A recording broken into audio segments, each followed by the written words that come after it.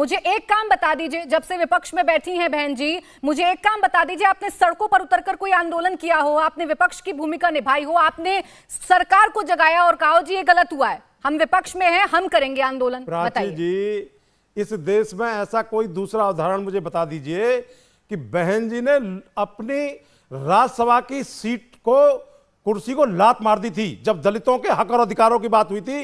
ऐसा कोई दूसरा उदाहरण मुझे आप बता दीजिए। आप लोकसभा प्रधान का तो पद कोई छोड़ता नहीं है, आप कह रहे हो सड़कों पे, वो लोकसभा छोड़ के आ गई। बहुजन समाज पार्टी एक मिशन है महापुरुषों का, और हम दलितों की, शोषितों की, वंचितों की। अब चलिए 4 जून को पता चलेगा ये मिशन कितना सक्सेसफुल होता है। पिछली बार 10 सीटें जीती थी, इस बार कितनी सीटें आप लोग जीतते हैं तो 4 जून को पता चलेगा। अब अजीज खान जी, फिर मैं आ रही हूं आपके पास, दुबे जी फिर आपके पास आ रही हूं, लेकिन अजीज खान जी, ये आजम खान को लेकर बड़ी चर्चा हो रही है, उनका एक लेटर भी बड़ा वायरल हो रहा है, कहा जा रहा है कि खेल हो गया एसटी हसन साहब के साथ आजम खान जी की एक चिट्ठी के बाद। क्या कसूर था एसटी हसन जी का? देखिए प्राची जी, पहले धर्मवीर चौधरी जी की बात का जवाब दे दूं। हमें तो यही नहीं पता चल पा रहा, या जनता को भी नहीं पता चल पा रहा कि बीएसपी मैदान में भी है, चुनाव भी लड़ रही है। आप डरे हुए हैं, ये भी नहीं पता चल पा रहा है, ये भी नहीं चल पा रहा है, डरे हुए हैं, इसीलिए बार बार प्रत्याशी बदल रहे हैं, कभी इसको उतार देते हैं, कभी इसको उतार देते हैं। ये बीएसपी की ताकत से आप डरे हुए हैं। एक मिनट सुने ना सर, आप प्राची जी रोकिए इनको, ये तरीका नहीं। बोलिए, हम गंभीरता से सुनते हैं बात लोगों की। देखिए, ये हमेशा आवाज किसकी उठाती है, ये खिलाफ में किसके बात करती, विपक्ष के। इन्होंने कभी सत्ता से सवाल किया? नहीं, ये सत्ता के हां में हां मिलाकर चलती हैं। ये वही बहन जी हैं, ये वही पार्टी है। आज आप बताइए, इन्होंने कभी आवाज उठाया?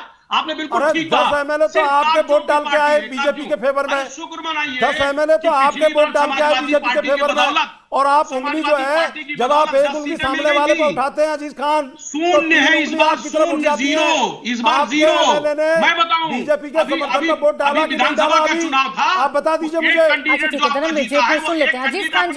अजीज खान जी, देखिए सेफ पैसेज मिला और आप उधर की तरफ चल दिए, लेकिन जो सवाल मैं आपसे पूछना चाह रही हूँ उसको बड़ी आसानी से इग्नोर आपने कर दिया। जवाब तो देकर जाइए, ऑफिशियल प्रवक्ता हैं, और मैं चाह रही हूं कि ऑफिशियल जानकारी भाई जनता तक भी पहुंचे, कम से कम आपका वोटर तो कंफ्यूज ना हो जाए। बताइए ना, ऐसा क्या बदला मुरादाबाद में? वो एसटी हसन जो नामांकन दाखिल कर चुके थे, अपनी जीत का आश्वासन दे रहे थे, आज दोपहर तक भी यही कह रहे थे, शाम होते होते उनके सुर बदल गए। ऐसा क्या हो गया था एक चिट्ठी से जो सीतापुर की जेल से निकल कर आई? देखिए, मैंने प्राची जी मैंने कहा, ये लोकतांत्रिक व्यवस्था है और हर शख्स प्रयास करता है कि हम चुनाव लड़े, लेकिन पार्टी नेतृत्व तय करती है कि किसको चुनाव लड़ना है, किसको नहीं लड़ना है।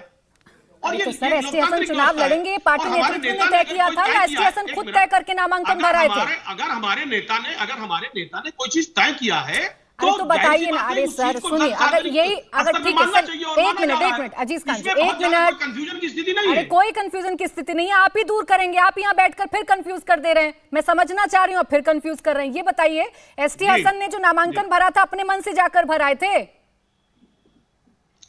मैंने आपसे कहा कि जो स्थितियां आज के दौर में है, आज के डेट में है, आपने देखा रुचि वीरा ने वहां से नामांकन किया है, वो ऑफिशियल कैंडिडेट घोषित की गई हैं। ये आपने भी देखा। यानी एसटी हसन साहब जब गए थे एक दिन पहले नामांकन दाखिल करने के लिए तो वो अनऑफिशियल थे। रहता है, टिकटें बदल जाती हैं, तमाम परिस्थितियां आती हैं, तमाम टिकट बदलते हैं। अनिल दुबे टिकट नहीं बदलती क्या? आरएलडी टिकट नहीं बदलती क्या? बिल्कुल बदलते हैं, बिल्कुल बदलते हैं, लेकिन एक ही मैदान में 2 कैंडिडेट आकर और कहें हम हैं असली, हम हैं असली, तो थोड़ा सा कंफ्यूजन हो जाता है, और वो आप ही दूर नहीं कर पा रहे हैं। आजम खान की चिट्ठी के बाद क्या बदला ये आप नहीं बता पा रहे। फिर लौटूंगी आपके पास। अनिल दुबे जी, असली और नकली पार्टी नेतृत्व तय करेगा। अनिल दुबे, अरे तो करना चाहिए था ना, करना चाहिए था ना, अरे करना चाहिए, नौबत ही नहीं आती हमें चर्चा करने की और आपको बुलाकर सवालों के घेरे में खड़ा करने की। खैर अनिल दुबे जी, क्या नया हो रहा है जो समाजवादी पार्टी में हो रहा है? हर पार्टी में होता है, रहस्यमय चुनाव है, ऐतिहासिक चुनाव है, जैसा अजीज खान साहब कह रहे हैं, तो रहस्यमय और ऐतिहासिक चुनाव में ऐसी घटनाएं तो होती रहती है ना।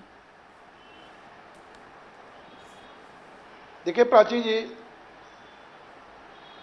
समाजवादी पार्टी के हमारे मित्र यही नहीं तय बता पा रहे हैं कि अधिकृत कैंडिडेट कौन है।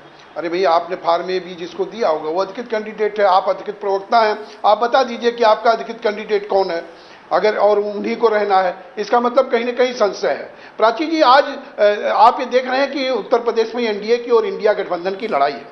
एनडीए और इंडिया गठबंधन में फर्क देखिए आप दिखाई पड़, कि एनडीए गठबंधन जो है मैदान में उतर चुका है। एनडीए गठबंधन के नेता अपने चुनावी क्षेत्रों में चले गए। आज माननीय मुख्यमंत्री जी जो है मथुरा से उन्होंने शुरुआत कर दी। हमारे नेता चौधरी जयंत सिंह जी बिजनौर और बागपत से शुरुआत कर रहे हैं, अमरोहा से शुरुआत कर रहे हैं, कल से उनकी शुरुआत हो रही है। तो हम लोग एनडीए गठबंधन तो चुनाव प्रचार में निकल चुका है और ये इंडिया गठबंधन के लोग अभी उम्मीदवारों के चयन पे लगे हुए हैं। ये रोज उम्मीदवार बदल रहे हैं, ये नहीं तय कर पा रहे हैं कौन आदमी कहां से उम्मीदवार हमारा ठीक रहेगा। तो इनको उम्मीदवारों के लफड़े में ये पड़े हैं और हम लोग जनता के बीच में जा चुके हैं। उत्तर प्रदेश की जनता, देश की जनता ये जान रही है कि हमारा हितैषी कौन है, हमारे लिए कौन लड़ रहा है और कौन हमारे बीच में है। तो ये अभी मुझे लगता है कि जब चुनाव तक ये उम्मीदवारी तय करते रहेंगे और इंडिया गठबंधन अपने उम्मीदवारों को ही तलाशता रह जाएगा और एनडीए के जो नेता हैं, एनडीए के उम्मीदवार वो जनता के बीच में उनकी बढ़त। अब अजीज खान जी क्या गलत कह रहे हैं दुबे जी? में 80 की 80 सीटें। अजीज खान जी क्या गलत कह रहे हैं दुबे जी कि ये ऐसा ना हो वक्त निकल जाए आपके हाथ से? चुनाव बहुत नजदीक हैं, एनडीए के उम्मीदवार भी घोषित हो गए हैं, चुनाव प्रचार भी शुरू हो गया है, बहुत पीछे दिख रहे हैं आप तैयारियों में। देखिए ये दुबे जी जान नहीं पा रहे और इनको पता भी है लेकिन ये स्पष्ट नहीं करना चाह रहे कहां घोषित हो गया है, कौन से कैंडिडेट घोषित हो गए हैं। तमाम कैंडिडेट ऐसे हैं जो बहुत ही कंफ्यूज हैं आज बीजेपी में, आरएलडी से लेके बीजेपी में। कहां घोषित हो गए, जरा मुझे बताइए कितने लोग घोषित हो गए। एक बात देखिए, ये जो कैंडिडेट का चयन होता है वो प्रक्रिया में चलता रहता है। उम्मीदवार देखिए मेरी बात, हम लोगों के उम्मीदवार घोषित हैं, हम लोगों के उम्मीदवारों का नामांकन शुरू हो गया है। हम लोग जनता के मुद्दों के बीच, जनता के बीच में जा रहे हैं। आप उम्मीदवारों के बीच में उलझे हो, आप उम्मीदवार अपने तय नहीं कर पा रहे हो, आप स्पष्ट रूप से नहीं बता पा रहे हो किन सीटों पर किसको लड़ना है। तो हम तो रुक जाइए दुबे जी, रुक जाइए जरा, दुबे जी रुक जाइए। अब अजीज खान जी, इतना रहस्य तो नहीं है यूपी के चुनावों में और ये इतना भी ऐतिहासिक नहीं है। पहली ही लिस्ट में भारतीय जनता पार्टी ने 51 उम्मीदवार घोषित किए थे। अब आपको दिख नहीं रहे वो बात अलग है, आंख बंद करना चाहते हैं तो वो बात अलग है। 51 उम्मीदवार तो पहली ही लिस्ट में जारी कर दिए थे, बाकी कहां गए?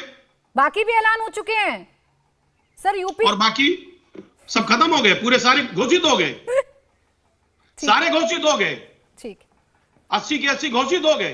ठीक, पूछिए ना बैठे। बिल्कुल पूछ लूंगी मैं, प्रेम शुक्ला जी से बिल्कुल पूछ लूंगी।